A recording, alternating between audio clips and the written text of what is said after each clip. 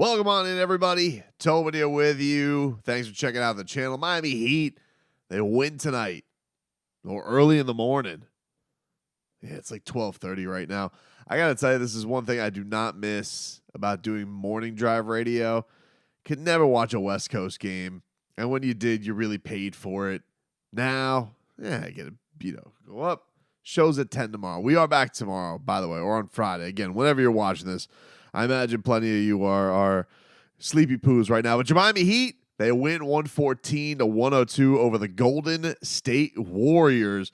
They get to a season best 7 over 500, and they snap a Warriors win streak at home. The Warriors had won 8 straight to that point at the Chase Center. They do send them to under 500, but the Warriors, up until Christmas, I think they were riding a 5-game win streak in itself.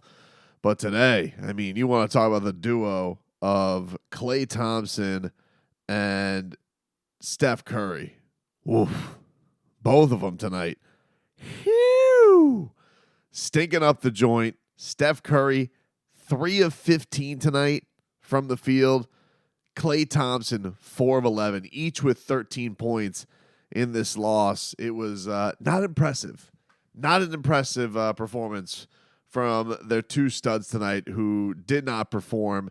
Obviously, we know they're missing Draymond Green. The Heat were missing a ton of guys tonight, and that's really the story from the Miami Heat's perspective on this one. No Jimmy Butler tonight, no Caleb Martin tonight, no Kyle Lowry tonight, no Jay Rich tonight. So you're talking 4 rotation guys out of there, and not only on top of that, with no Kyle, Caleb, Jimmy, or Jay Rich, that you also we're going to get a little bit more from who are going to be the people stepping up here, because we know most likely your biggest 3 guys, your biggest 4 are going to be Bam, Tyler, Duncan Robinson, Jaime Jaquez. Duncan Robinson had a really quiet night tonight. Really quiet night for Dunks. He was 2 of 11, 1 of 6 from downtown. He just didn't have the shot going tonight. Didn't matter. Miami Heat were pretty much comfortable in this the entire way, and the big reason for it, obviously, we've got to give flowers to Tyler Herro and Bam Adebayo. They did their work. Tyler, he gives you 26. He continues with this really, really hot shooting. He was 10 of 18 from the floor tonight. Big Onions 3-ball to really, I think, put the dagger in. It was after a Chris Paul 3-ball that were if they were thinking about a comeback at any point, it would have been then. And Tyler Herro, he answered right after that with a big time 3, put the Heat up 16, and that was really all she wrote for this one, having any kind of drama on it in case the Warriors were trying to get cute.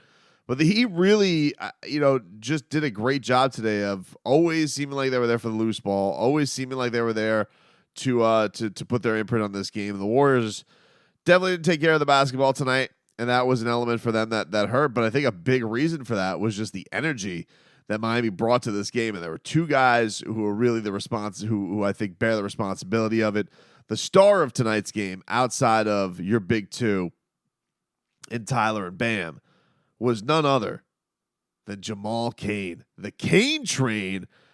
This kid had to feel great. Of course, going back to Oakland, where he played his last licks of college basketball, was Miami has had success at 2 of the schools that Jamal Cain has played for. Marquette, obviously a fruitful history with Dwayne Wade, Jimmy Butler, Jay Crowder, and you could add Jamal Cain to the mix. But the last guy from Oakland that they had who was really successful was Kendrick Nunn. So they've had some ties. He comes back into the area here to play, and he's just awesome, man. I think you got to love about Jamal. I think my favorite thing and favorite ability that he has is just being he has just ultimate nose for the rock. Like he's able to he's not small, but he's slender enough to kind of like slither almost inside the paint to get himself great position, but he's not a small guy. So you're not just going to punk him, you're not going to push him around. He's just always seemingly around the basketball and has this wiry strength to go get it. And a lot of the times that'll lead to putbacks. A lot of the times it'll lead to him getting fouled. A lot of the times it'll lead to an assist or another possession for the Miami Heat. And it's just impressive to watch. He's put so much work on the 3-point shot from his work with the Heat assistant catch, his guy being, of course, Caron Butler, who does a lot of work. And really, Coach Caron infuses so much confidence into this kid. I mean, they'll get into almost trash talking, but like in a fired up kind of way to keep him going, especially when he's got the hot hand going. I've seen like one where it's just like, come on, he's got the hot hand of dice. That's how much, Caron is trying to build this kid's confidence up even more. And so he gets an opportunity, and it just always feels like he's making positive stuff happen around the basketball. So Jamal Cain was absolutely amazing tonight for this one. Harassing on defense. He was wreaking a little bit of havoc there. And then just he gets out on these breaks, and he'll just bring energy immediately. Guys are looking for him because they know he can go make an athletic play. He's just been so impressive from that perspective, and had 15 points after 3 quarters, and then like starts it off. He gets a 3-ball from Jaime Jaquez, bang, puts the Miami Heat basically nearly up 20 right away. They go on a run to they'd go on a run with a Jamal Cain 3-ball. Nikola Jović cutting to the rim. Duncan Robinson find him. He gets the bucket and the foul. And then Bam Adebayo with the turnaround fadeaway. That put Miami up 100-80. So they had a really, really good grasp on the game. But then one of the moments, I want to get into Nikola Jovic's night, because you guys know, probably president of the Nikola Jović fan club. I just love the kid. I think he's got a world of talent.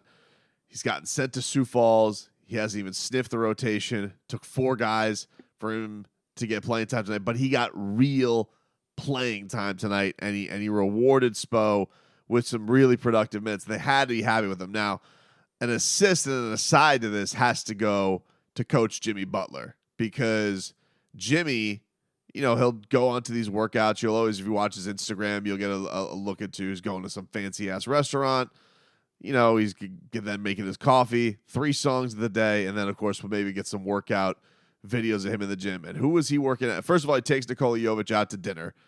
And Jović, he's got so many great guys who can infuse that confidence, who can guide him through this Heat journey. First of all, a couple of nights ago, he goes out to dinner with Goran Dragic. So that was really cool. That Goran is still, even not with the organization officially, taking him out to dinner, taking him under his wing.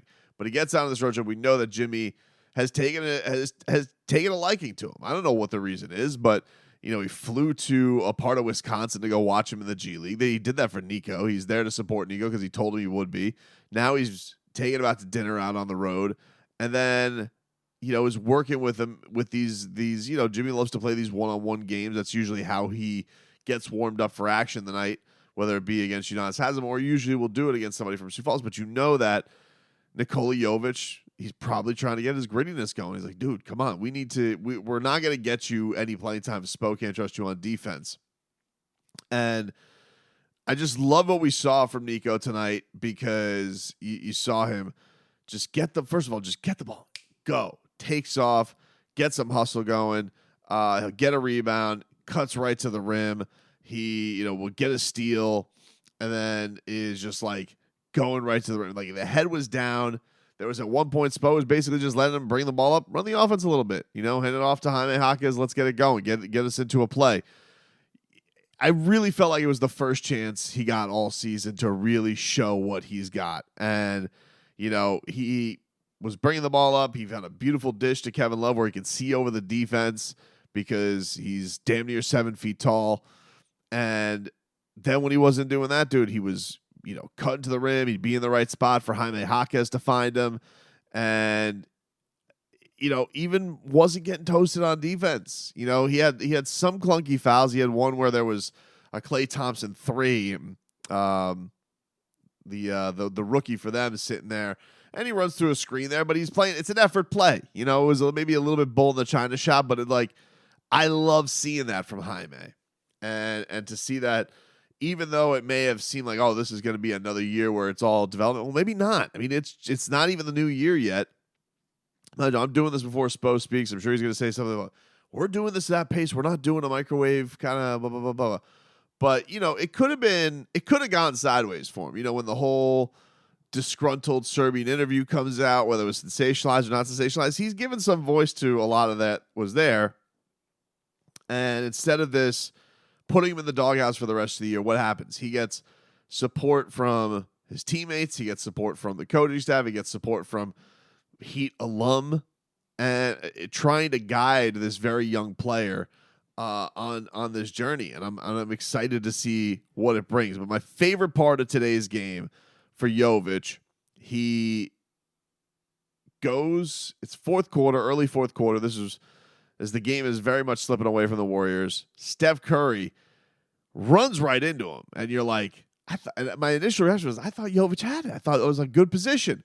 But then I'm thinking to myself, it's Steph Curry. Of course they're not going to give the 20-year-old Serbian the call. Like, obviously, Steph's going to get the nod. They're a superstar, right? Legend. And immediately you can see Kyle Lowry on the bench just calling for the review. And Kyle, always has a real keen sense of this stuff. He's calling for the review immediately to Spo. They go to the review. And wouldn't you know it, Nikola Jović, you want to talk about Heat culture, stands in there, takes the charge against one of the greatest players of all time, gets the call overturned. And what does he do right after that?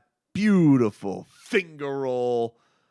Just looking with the slick move, puts the Heat up 22, biggest lead of the game for Miami at that point. That was my favorite thing from him. Just he was great defensive position. He wasn't getting roasty toasted. He was playing with all effort and didn't feel like he was thinking out there.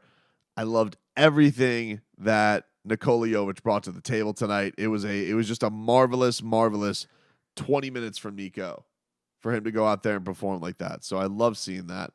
And then on top of it, to get the production, just once again, you look at tonight and you're like, all right, who's going to give the big pop off the bench? And you'd be like, oh, it's going to be Duncan, it's going to be Kevin Love.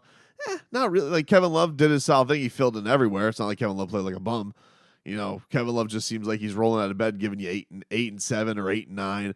That's just what Kevin Love's going to do. But with Duncan not having the stroke going tonight, Nico and Jamal Cain combining for 29 points by themselves off that bench was absolutely huge. It was absolutely huge. And you love to see what you're getting from those two. I love both of these guys as prospects on the Heat.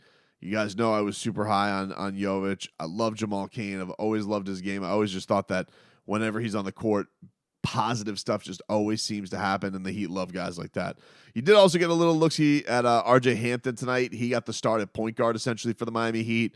Got a nice fast break bucket, and really does seem like he plays with a ton of energy. He's trying to make the right play. The jump shot's not quite there yet, although he did have a pretty fadeaway at one point.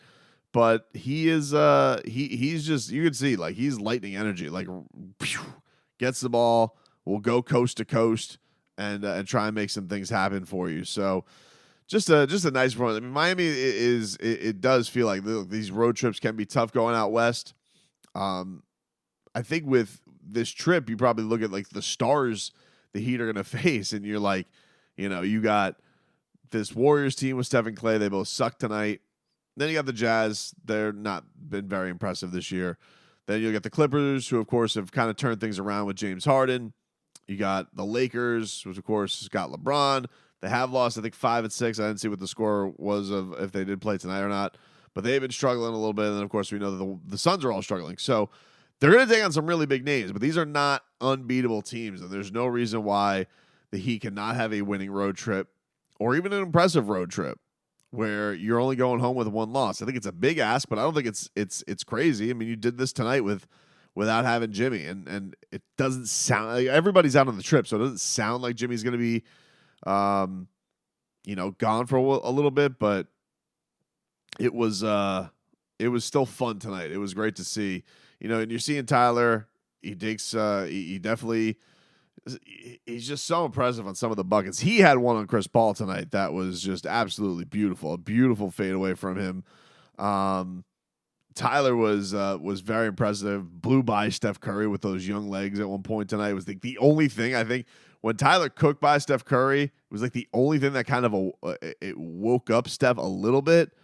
And the only run that Golden State really went on was at the end of halftime, where like there was some really dumb fouls, and they were in the bonus. So like,